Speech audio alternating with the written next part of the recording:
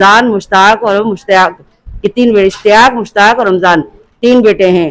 तो उनके नाम कर दिए इसने।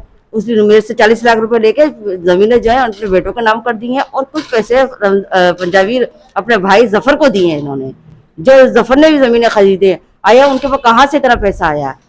वही पैसा मेरा रिटायरमेंट का था जो दे के गए यहाँ से। धमकी दी, अगर तुम ज्यादा मीडिया पे आओगी तो मैं तुम्हें तलाक दे दूंगा, यहाँ तक भी उन्होंने बोला। और यहाँ तक मीडिया पे आना बंद करो, मैं आपका एनआईसी वगैरह सब बंद करवा दूंगा, आपको बाहर निकलना बंद करा दूंगा।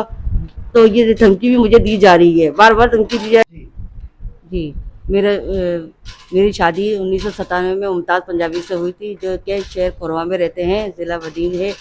तो इन्होंने जब मेरी शादी 1997 में शादी हुई उनसे, तो उसके बाद मैं एक टीचर थी, गवर्नमेंट टीचर थी। उन्होंने वक्त से पहले मुझे, हालांकि मेरा भी टाइम था, टीचरिंग में भी टाइम था, उन्होंने मुझसे कहा कि आप रिटायर हो जाए और रिटायर होकर मुझे पैसे दे दें, ताकि मेरी बहनें जो ज़मीनें बेच रही हैं मैं वो ज़मीनें आपको ख़रीद के दे दूँ और वहाँ पे आपको मकान भी बना के दूँगा।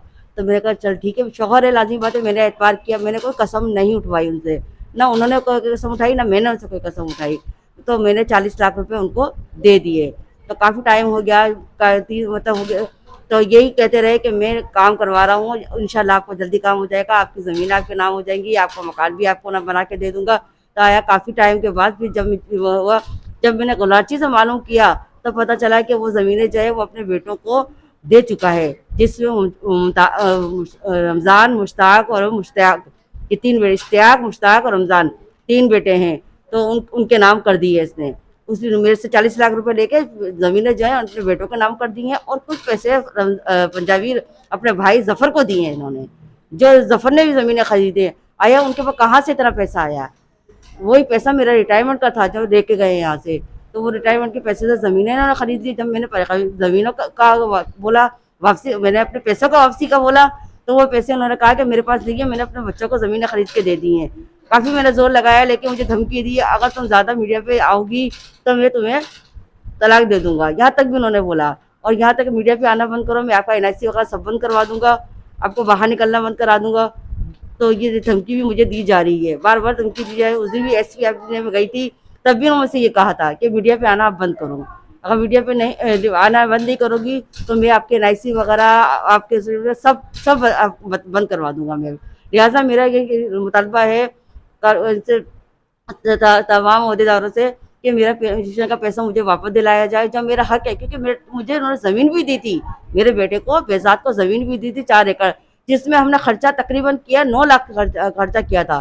ज़मीन की आबादी हुई, जब आबादी हो गई, सब जब उठाने का टाइम आया तो उनके बेटों ने वो ज़मीन फसल कटवा दी और पैसे हमें नहीं दिए गए।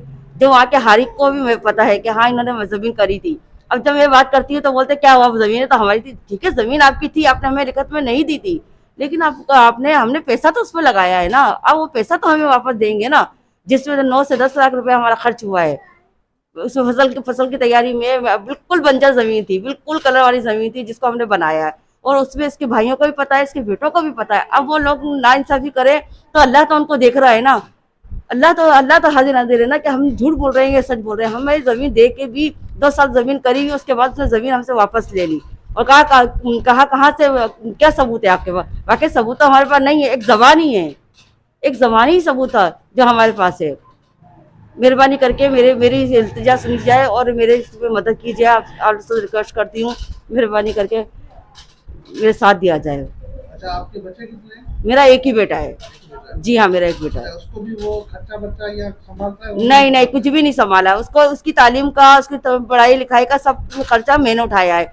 मैं कसम खाने की इस बात में तैयार हूँ कि मैंने इससे 1 रुपया भी नहीं लिया, क्योंकि लाजमी बात है, मैं 93 की मेरी अपॉइंटमेंट है, जो मैं शादी से पहले ही मैं ड्यूटी करती थी। तो उसके बाद इसने नहीं दिया, 1 रुपया भी नहीं दिया। आपका नाम क्या है? मेरा नाम यास्मीन है। जी हाँ, यास्मीन। ड्यूटी मेरी शौकत कॉलोनी में थी। जी जी। अच्छा, अभी आपका तलाक हो गया या अभी आप? नहीं, तलाक मेरी नहीं हुई, मैं उन्हीं के साथ हूँ, उन्हीं की वाइफ हूँ। अभी तलाक नहीं हुई, लेकिन इस तरीके से इन लोगों ने मेरे साथ किया, मुझे बताइए इससे फराडिया के साथ कौन रहेगा? फिर मुझे आप ये तो बताएं। जिस तरीके से उसने मुझे रिटायर भी कराया, मैंने एतमाद के टाइम आके पैसा भी दिया, ज़मीनें भी दी और वापस ले ली, यहाँ तक कि मुझे घर से भी बेदखल कर दिया गया। वहाँ पे मेरा घर था, जब मैं शादी होके गई 97 में, जब शादी होके गई तो मैं वहाँ तकरीबन 3 से 4 साल रही हूँ। वहाँ पे मेरा वहाँ मकान भी था, मेरे कमरे थे वहाँ पे, जो आया उसके अब बच्चों ने कब्जे कर लिए हैं, वो चीज जो है उसकी बेटों के पास है अब। तो आया मेरे तो मुतालबा है, मेरी चीज तो मुझे खाली करा के दी जाए ना, जो मेरा राइट बनता है। मैं नहीं मांग रही, उनका कोई हिस्सा नहीं मांग रही कि वो अपने बेटों का हिस्सा मुझे दे, लेकिन मैं तो वहाँ शादी होकर गई थी, मेरा घर था वहाँ पे, भले मट्टी का था उस दौरान, लेकिन चीज थी मेरी। अच्छा अभी जो है आपको शादी हुई थी उसके बाद आपका ख्याल रखते थे, वो भी नहीं रखते थे, वो आप खुद मैं अपना खुद करती थी, मैं अपना खुद ही करती थी। आपको पता है कि मैं खुद एक टीचर थी, तो मैं मतलब इनसे नहीं लेती थी कि तुम मुझे दो, मैं खुद ही करती थी वो।